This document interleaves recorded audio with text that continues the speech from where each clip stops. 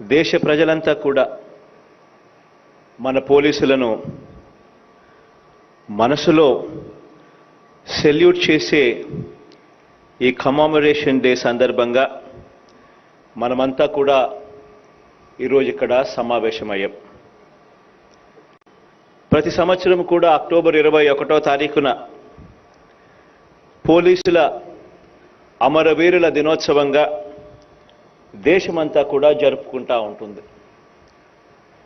1959లో October 21న China సైనికులను ఎదిరించి పోరాడిన ఎస్ఐ కరణ్ సింగ్ ఆయన సహచరుల ధైర్యాన్ని, త్యాగాన్ని ఈ అమరవీరుల సంస్మరణ దినోత్సవంగా మన దేశం గత 64 సంవత్సరాలుగా ప్రతి సంవత్సరము గుర్తు చేసుకుంటూ ఉంటాం.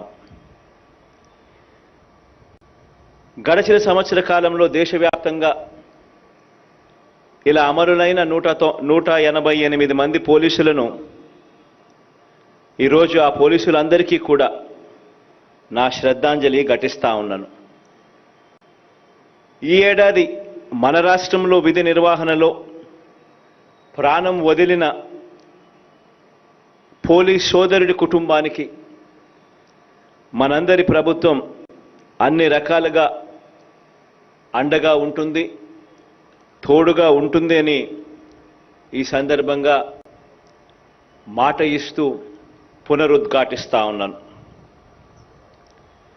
సమాజం కోసం తన ప్రాణాన్ని బలిపెట్టడానికి సిద్ధపడిన యోధుడు పోలీస్. ఖాకీ డ్రెస్ అంటే త్యాగ నిరతి అని.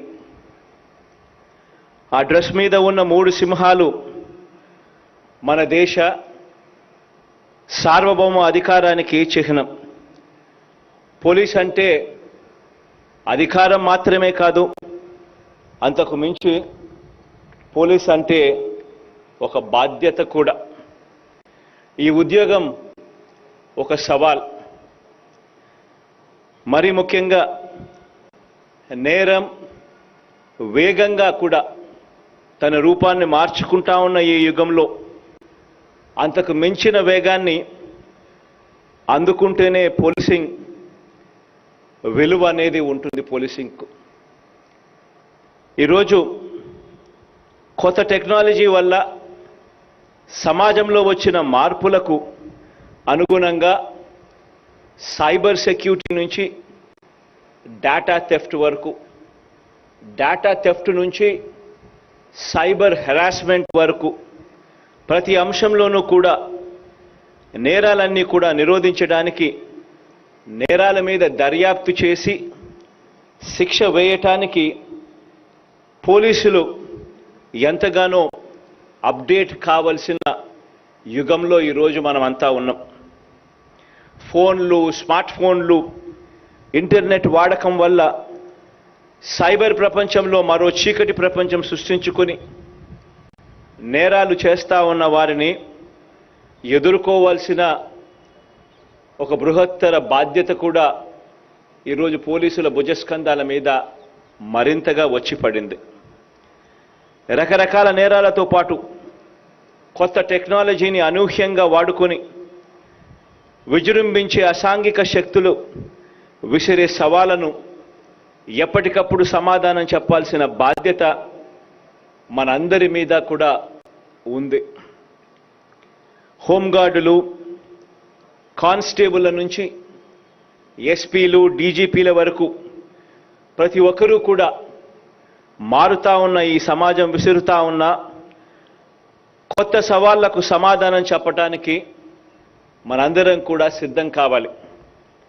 నేర నిరోధం, నేర దర్యాప్తు ఈ రెండింటిలోని కూడా మన పోలీసులు అత్యాధునిక సైబర్ టెక్నాలజీ ఉపయోగిస్తూ దేశంలోనే అగ్రగాములుగా ఉన్నారన్న వాస్తవం ఈ డివిజన్లో 130 మంది సాంకేతిక పోలీసింగ్ నిపుణులను మనం ప్రజల కోసం పని చేస్తా ఉన్న వాస్తవం మన ప్రజలకు ఎంతో ధైర్యాన్ని ఇస్తా ఉంది ఈ విషయాలు.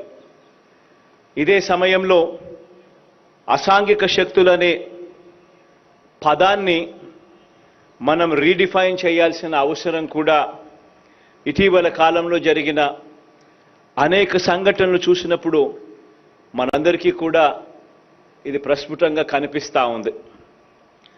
ప్రశాంతంగా సాగిపోతా ఉన్న ప్రజా జీవనాన్ని తమ స్వార్థం కోసం దెబ్బతీస్తున్న శక్తులన్నీ కూడా అసాంఘిక శక్తులే. ప్రభుత్వం మీద, సమాజం మీద దాడి చేసి మునగడ సాగించాలి అనుకునే శక్తులు, ఇలాంటి శక్తులన్నీ కూడా అడవుల్లోనో అజ్ఞాతంలోనో కాదు, ప్రజా జీవితంలో ఉంటూ అదే ప్రజా జీవితం మీద దాడి చేయటాన్ని కూడా మనమంతా కూడా ఈ మధ్యకాలంలో చూస్తూ ఉన్నాం. మరింత ఎక్కువైన పరిస్థితుల్లో ప్రజాస్వామ్యం, పౌర హక్కులు, పత్రికా స్వేచ్ఛ లాంటి పదాలకు అర్థం అంటే ఒక ముఠ, ఒక వర్గం చట్టాన్ని పోలీసుల నుంచి, న్యాయస్థానాల నుంచి లాగేసుకోవచ్చు అని కాదు. మొన్ననే మనమంతా కూడా చూసాం. నూజివీడులో విధి నిర్వహణలో ఉన్న ఒక పోలీస్ కానిస్టేబుల్ను చంపటం కానివ్వండి, మన కళ్ళ ఎదుటనే జరిగిన సంఘటనలు ఇవన్నీ కూడా. అంగళ్ళల్లో సాక్షాత్తు ప్రతిపక్ష నాయకుడు తన పార్టీ వారిని రెచ్చగొట్టి పోలీసుల మీద దాడి చేయించడము, ఆ తర్వాత పొంగనూరులో 40 మంది పోలీసులకు తీవ్ర గాయాలయ్యేలా, చివరికి ఒక పోలీస్ సోదరుడి కన్ను కూడా పోయేలా శాంతి భద్రతలకు విఘాతం కలిగించడం కానివ్వండి, అవినీతి చేసి నేరాలు చేసి ఆ పైన ఆధారాలన్నీ చూసిన పిమ్మట న్యాయస్థానాలన్నీ కూడా వీరికి అనుకూలంగా న్యాయస్థానాలలో తీర్పు రాకపోయేసరికే చివరికి ఆ న్యాయమూర్తుల మీద కూడా ట్రోలింగ్ చేస్తారు. టీవీలలో వాళ్ళకు సంబంధించిన టీవీ ఛానళ్లలో డిబేట్లు నడుపుతారు. తమను ఎవరూ కూడా ఏమీ చేయలేరన్న అహంకారంతో ఇవన్నీ కూడా చేస్తూ ఉంటారు. ఇటువంటివన్నీ కూడా యాంటీ సోషల్ ఎలిమెంట్స్ చేసే పనులే తప్ప ప్రజాస్వామ్యం మీద కానీ, రూల్ ఆఫ్ లా మీద కానీ నమ్మకం ఉన్నవారు చేసే పనులు కావు ఇవన్నీ. తమ స్వార్థం కోసం ప్రజల జీవితాలతో ఆడుకుంటూ అన్రెస్ట్ క్రియేట్ చేసే ఇలాంటి దుర్మార్గుల విషయంలో ఎలాంటి మొహమాటము లేకుండా చట్టానికి పని పెట్టండి అని, ప్రజలకు మంచి చేసే విషయంలో ప్రజలకు రక్షణ కల్పించే పోలీసుల మీద దాడి చేసే ఇటువంటి దుష్ట శక్తులకు మనం గుణపాఠం నేర్పకపోతే ఇక సమాజంలో ఎవరికి రక్షణ ఉంటుంది అన్నది కూడా మనమంతా కూడా ఆలోచన చేయాల్సిన అవసరం ఉన్న విషయం.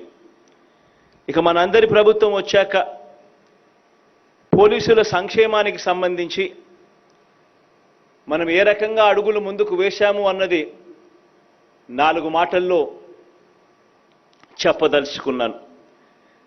దేశంలో ఎక్కడా లేని విధంగా రాష్ట్రంలో 16,000 మంది మహిళా పోలీసులను గ్రామ స్థాయిలోనే, గ్రామ వార్డు సచివాలయ స్థాయిలోనే నియమించిన ప్రభుత్వం ఈ 4 సంవత్సరాల కాలంలోనే మనందరి ప్రభుత్వం చేసింది అని ఈ సందర్భంగా చెప్పడానికి గర్వపడతా ఉన్నా. దేశంలో ఎక్కడా లేని విధంగా కూడా ఒక దిశ యాప్ తీసుకొని రావడం, దిశ పోలీస్ స్టేషన్ను తీసుకొని రావడం, దిశ పబ్లిక్ ప్రాసిక్యూటర్లను నియమించడం ప్రతి జిల్లాలోనూ, ఇలా అక్క చెల్లెమ్మల మీద వారి భద్రత మీద ఇంతగా ధ్యాస పెట్టిన పరిస్థితులు కూడా గతంలో ఎప్పుడూ ఏ రాష్ట్రంలోనూ కూడా జరగని విధంగా గతంలో ఎప్పుడూ జరగని విధంగా చేస్తా ఉన్నది కూడా ఈరోజు ఈ 4 సంవత్సరాల కాలంలో మనందరి ప్రభుత్వంలో మన పోలీస్ సోదరులు అని చెప్పడానికి సంతోషపడతా ఉన్నా. ఈ ఒక్క దిశ యాప్ ఈరోజు రాష్ట్రంలో 1,25,00,000 మంది అక్క చెల్లెమ్మల ఫోన్లలో ఈరోజు రిజిస్టర్ అయి ఉంది. ఈ యాప్ వల్ల ఆపదలో ఉన్న అక్క చెల్లెమ్మలు SOS బటన్ నొక్కడం వల్లనో లేకపోతే వాళ్ళు ఫోన్ గట్టిగా షేక్ చేయడం వల్లనో దాదాపుగా 31,200 మంది అక్క చెల్లెమ్మలను మన పోలీసులు సమయానికి అక్కడికి చేరుకొని భద్రత కల్పించిన పరిస్థితులు కూడా మన రాష్ట్రంలోనే మన పోలీసుల ఆధ్వర్యంలోనే జరిగింది అని చెప్పడానికి మన పోలీసుల తరపున మీ ముఖ్యమంత్రిగా గర్వపడతా ఉన్నాను అని సందర్భంగా తెలియజేస్తా ఉన్నాను. మరిన్ని అడుగులు వేస్తూ పోలీసులకు ఇంకా మంచి జరిగించాలి అని తాపత్రయంతో అడుగులు వేస్తా ఉన్నాం. దేశంలో ఎప్పుడూ కూడా జరగని విధంగా చూడని విధంగా పోలీసులకు ఎప్పుడూ జరగని విధంగా వీక్లీ ఆఫ్ కాన్సెప్ట్ను తీసుకొచ్చే ఒక గొప్ప అడుగు కూడా మనందరి ప్రభుత్వంలోనే పడింది. దీనికి సంబంధించి పోలీసుల మీద ఈ ఒత్తిడి తగ్గించేందుకు అడిషనల్ పోలీసుల రిక్రూట్మెంట్ చేయాల్సిన అవసరం ఉంది అన్న సంగతి తెలిసి గ్రామ స్థాయిలో 16,000 మహిళా పోలీసులను మనం రిక్రూట్ చేయడమే కాకుండా మరొక 6,500 పోస్టులు దాదాపుగా క్రియేట్ చేసేందుకు 6,100 పోలీస్ కానిస్టేబుళ్ల పోస్టులు, 4,450 SIల పోలీసుల నియామకాలు వీటినన్నిటినీ కూడా క్రియేట్ చేసేందుకు అడుగులు వేగంగా కూడా మన ప్రభుత్వం ఆధ్వర్యంలో పడ్డాయి. అన్ఫార్చునేట్గా ఈ విషయం కోర్టుల దాకా వెళ్ళి కాస్త జాప్యం జరుగుతూ ఉన్న నేపథ్యంలో ఈరోజు ఈ సందర్భంగా పోలీసు ఉన్నతాధికారులైన DGP గారికి అందరికీ కూడా నేను ఒకటే విన్నవిస్తా ఉన్నాను. త్వరితగతిన ఈ విషయాలన్నీ కోర్టుల్లో ఒక సొల్యూషన్ తీసుకొని వచ్చి ఈ రిక్రూట్మెంట్ ప్రాసెస్ ఎంత వీలైతే అంత ఫాస్ట్గా కంప్లీట్ చేయమని చెప్పి కూడా DGP గారిని ఈ సందర్భంగా మీ తరపున విజ్ఞప్తి కూడా చేస్తా ఉన్నాను. రాష్ట్రంలో ఇప్పటికే 4 కొత్త IR బెటాలియన్లు కూడా తీసుకురావడం కూడా ఇప్పటికే జరిగింది. కరోనా వల్ల మరణించిన పోలీస్ కుటుంబాలకు ఇది నిజంగా దేశంలో ఎప్పుడూ ఎక్కడ జరగని విధంగా దాదాపుగా 201 పోలీసులు కరోనా సమయంలో ప్రాణాలు వాళ్ళు కోల్పోతే ఏ రాష్ట్రంలోనూ కూడా ఆదుకోనంతగా ఆ పోలీస్ కుటుంబాలను ఆదుకుంటూ దాదాపుగా రాష్ట్ర ప్రభుత్వమే కాకుండా రాష్ట్ర ప్రభుత్వం ఇంకా మిగిలిన వాళ్ళందరినీ కూడా ఏకం చేసి SBI, CSR ఫండ్స్ ఇటువంటివన్నీ కూడా ఏకం చేసి ఒక్కొక్క కుటుంబానికి 17 లక్షల రూపాయల ఆ కుటుంబానికి ఆర్థిక సహాయం చేసిన పరిస్థితులు దేశంలో ఏ రాష్ట్రంలో కూడా జరగనంతగా తోడుగా నిలబడ్డాము అని చెప్పడానికి కూడా ఈ సందర్భంగా సంతోషపడతా ఉన్నాను. అదేవిధంగా ప్రతి అడుగులోనూ కూడా పోలీస్ సోదరులకు ప్రతి విషయంలోనూ అండగా తోడుగా నిలబడాలి అని తాపత్రయంతోనే ఈ ప్రభుత్వం